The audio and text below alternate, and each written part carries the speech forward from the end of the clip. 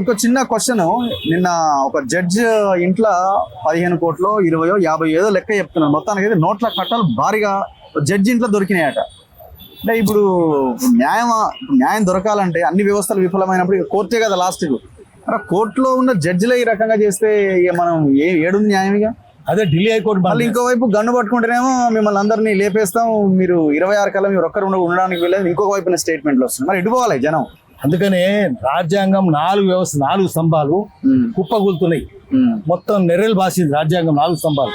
ప్రజాస్వామ్యం, లెజిస్లేచర్, చట్టాలు చేసే సభలు, చట్టాలను వ్యాఖ్యానించే కోర్టులు, చట్టాన్ని అమలు చేసే ఎగ్జిక్యూటివ్, చట్టాన్ని ప్రచారంలో పెట్టే మీడియా, ఈ 4 స్తంభాలు ఈ రోజు నెర్రెలు బాసిపోయింది. ఎప్పుడైనా కూలిపోతుంది ప్రజాస్వామ్యం. అంత దరిద్రంగా తయారైంది. ఇది కొత్త కాదు మనకు. జడ్జిల గురించి ఎవరు చెప్తారు? లాయర్ని అడగండి, వాళ్ళని తల కొట్టుకుంటారు ఎంత అన్యాయం అండి అని చెప్పి.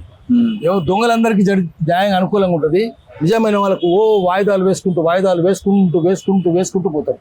ఇదేంది ఇది? దీంట్లో కూడా ఏముంటుంది అడగాలి. అన్నిటికంటే పెద్దది ఏంటంటే మనం తెలిసింది చూసింది, ఆమె కేసు పెట్టుకోమనండి. చీఫ్ జస్టిస్ ఆఫ్ ఇండియా మహమ్మదీ ఏం జడ్జిమెంట్ ఇచ్చిండు ఆయన? భోపాల్ గ్యాస్ 1984 December 2 నాడు అర్ధరాత్రి మిథైల్ ఐసోనేట్ గ్యాస్ లీక్ అయింది. లీక్ అయ్యి ఒక్క రాత్రి అర్ధరాత్రి 65,000 మంది చచ్చిపోయారు. రాజీవ్ గాంధీ ప్రైమ్ మినిస్టర్ 65,000 కాదండి 25,000 మంది చచ్చిపోయినారు. సరే 25,000 చచ్చిపోయారు. ఆ తర్వాత 1 year లో 1.5 lakh చచ్చిపోయారు. దాదాపు 2 లక్షల మంది చచ్చిపోయినారు.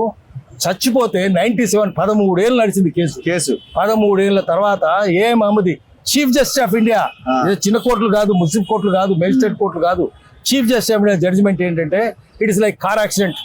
Do we ditch our car if our car meets an accident? Car ప్రమాదం జరిగితే కారు ప్రమాదం మానేస్తామా? It's culpable homicide not amount to murder. ఏదో ప్రమాదం జరిగిపోయిందండి, ఇది కావాలని హత్య చేసిన order, chief justice of India order. Chief justice of India మామూలు కాదు. అంతకుముందు ఆయన కూతుర్ను ఆయన ప్రమోషన్ ఇస్తుంటే ఆమెకు జడ్జిగా, అప్పుడు కూడా లొల్లి పెట్టిండ్రు, జడ్జిలు అందరూ లొల్లి పెట్టిండ్రు, న్యాయవాదులు లొల్లి పెట్టిండ్రు. మళ్ళీ ఇటువంటి జడ్జిమెంట్ ఇచ్చిండ్రు. ఏమైంది? ఆఖరికి ఈ మిథైల్ ఐసోనేట్ గ్యాస్ లీక్ చేసిన వాడు యూనియన్ కార్పొరేటర్, వాడు విమానం దిగి ఆ ఇండియాకి వచ్చినాడు పిలిస్తే, వాడు ఒక్కరోజు పోలీస్ స్టేషన్ మెట్లెక్కలే, కోర్టు మెట్లెక్కలే, జైలు మెట్లెక్కలే. ఏ విమానం దిగిండో అదే విమానం మెట్లెక్కి వెళ్ళిపోయి. ఆ రోజు ఏం చేసిరు మీరు? ఆ రోజు అన్ని వ్యవస్థలు కుప్పగూలిపోయినాయి. ఎవడు తప్పపట్టలేదు. 4 ప్రజాస్వామ్యం 4 అంగులు తప్పట్లేదు. చీఫ్ జస్టిస్ అటువంటి జడ్జిమెంట్ ఇస్తే ఇక ఏముంటుంది న్యాయం? ఆ తర్వాత ఇంకా అన్యాయం ఏంటంటే, ఆయన ఇంకో పెద్ద జడ్జిమెంట్ 140 కోట్లు తిన్నట్టే. అది ఏం చెప్పాడంటే, on retirement chief justice of India అంటే తాను will assume charge as chairman of Bhopal Gas Hospital Trust to be created with a corpus fund of 140 crores. అంటే 140 crores తినేది అన్నట్టు. దాని మీద డాక్టర్ దాసరి ప్రసాదరావు గారు నిమ్స్ డైరెక్టర్ ఉండేవారు. ఆయన హాస్పిటల్ పెట్టేప్పుడు ఆయన మెంబర్గా వేస్తే, ఇక్కడంతా కరప్షన్ ఉంది, 20,000 కంప్యూటర్లు 2 లక్షలని చూపిస్తుండ్రు, మందులను తప్పు చూపిస్తుండ్రు అని ఆయన రాజీనామా చేసి వచ్చేసిండు. సో దాంట్లో అవినీతి ఉన్నది. హాస్పిటల్ భోపాల్ గ్యాస్ హాస్పిటల్ ట్రస్ట్లో కూడా ఇప్పటికి ఏమైతుంది, ఆడ గ్యాస్ రిలీఫ్ డిపార్ట్మెంట్ ఉన్నది భోపాల్లో, 30 క్లినిక్లు ఉన్నాయి, రోజు 1000 మంది పోతారు. అంటే ఇంకా అంత దరిద్రంగా ఉన్నది. ఇంకా రోగాలు, పిల్లలు కూడా రోగాలతో పుడుతున్నారు.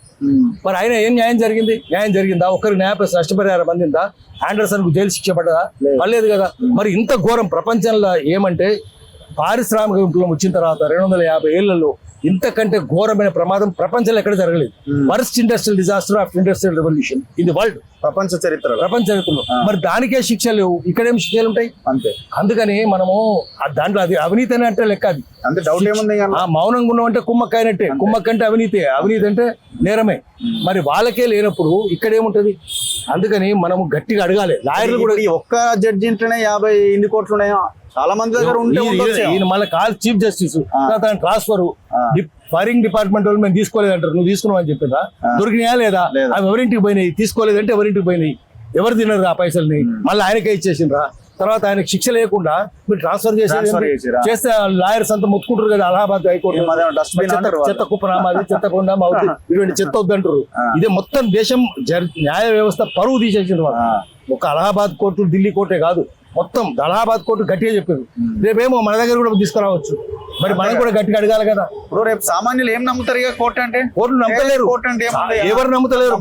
బయటికి చెప్పారు. ఎందుకంటే అది కంటెంప్ట్ అవుతుందని చెప్పలేరు. కానీ అందరినీ విమర్శించవచ్చు, కానీ మీరు జడ్జిని విమర్శించవచ్చు. తప్పని చేసినా విమర్శించదు. ఆ జడ్జిని తిట్టొద్దు, మీరు బయట మాట్లాడొద్దు. ఎట్లా మరి న్యాయ వ్యవస్థ ఎట్లయితుంది? మీకు ఒక్కరికే ప్రత్యేకమైన హక్కులు ఉంటాయి న్యాయ వ్యవస్థకు?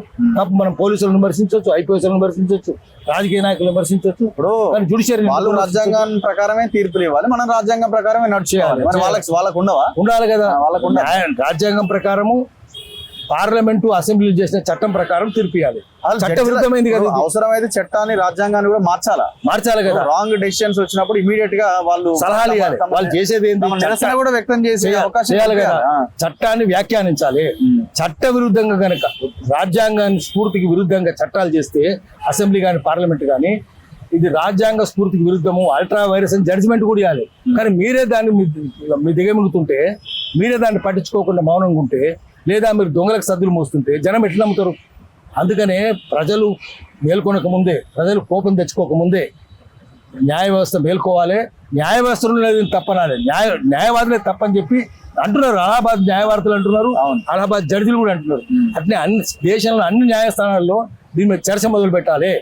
ఎవరన్నా ఏమని అనుకోండి, ఏం శిక్షలు ఇస్తారో చూద్దాం. కోట్లాది మంది చర్చ పెడితే ఏం చేస్తారు? అందుకనే దాని మీద చర్చ పెట్టాలి. చర్చ పెట్టి మనం న్యాయ వ్యవస్థను కూడా ప్రక్షాళన చేయాల్సిన అవసరం ఉంది. Thank you sir, thank you very much. ఇది దేశంలో రాష్ట్రంలో ఉన్న పరిస్థితి. ఖచ్చితంగా ఇలాంటి సిచ్యువేషన్ ఉంది, వ్యవస్థల మీద నమ్మకం లేదు అని మనం వెనక్కి అడుగేయకుండా అడుగు ముందుకే వేయాలి, ప్రశ్నిస్తూనే ఉండాలి, కొట్లాడుతూనే ఉండాలి. మన వంతు బాధ్యతగా ఇలాంటి అంశాల మీద ఫైట్ కంటిన్యూ చేయాలి. చూస్తూనే ఉండండి మన తొలి వెలుగు.